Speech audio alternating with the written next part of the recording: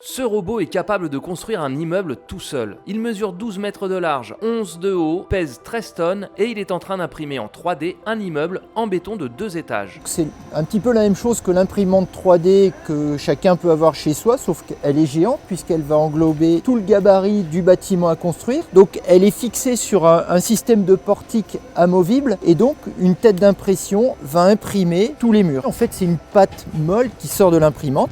Et donc, rangée par rangée, on va élever les murs de cette façon. Cette prouesse, qui est une première en Europe, a lieu à Bézanne, près de Reims. Cette technique de construction d'un immeuble de 12 logements et équipé de panneaux photovoltaïques présente des gains de temps et une meilleure empreinte carbone, mais elle permet également de diminuer la pénibilité pour les ouvriers. La construction 3D, c'est vraiment la possibilité de rendre les chantiers plus efficaces en ayant une main-d'œuvre qui sera plus qualifiée, une construction qui sera sans erreur et l'ensemble avec des économies de matériaux. Ici, sur ce chantier, on économise 10% de matériaux du fait de la liberté de design permise par la 3D avec des formes arrondies. Et tout ça peut se faire avec des bétons qui sont bas carbone.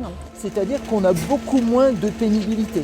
Il faut savoir que les entreprises de construction aujourd'hui, les tâches de construction sont des tâches relativement pénibles, des métiers pas toujours très attractifs. Là, on a vraiment une main-d'œuvre hyper qualifiée et donc on pense rendre beaucoup plus attractifs les métiers de la construction. Si pour l'instant ce type de projet représente un surcoût de 30% par rapport à une construction traditionnelle, l'industrialisation du procédé d'impression 3D doit permettre à terme de construire plus de logements à des prix maîtrisés avec des chantiers plus rapides. On va gagner à peu près 3 mois sur le délai global par le bâtiment imprimé par rapport à la technologie habituelle. Donc c'est pas rien puisque c'est un bâtiment qui peut être livré plus tôt avec économiquement des rentrées de loyer qui vont arriver plus rapidement.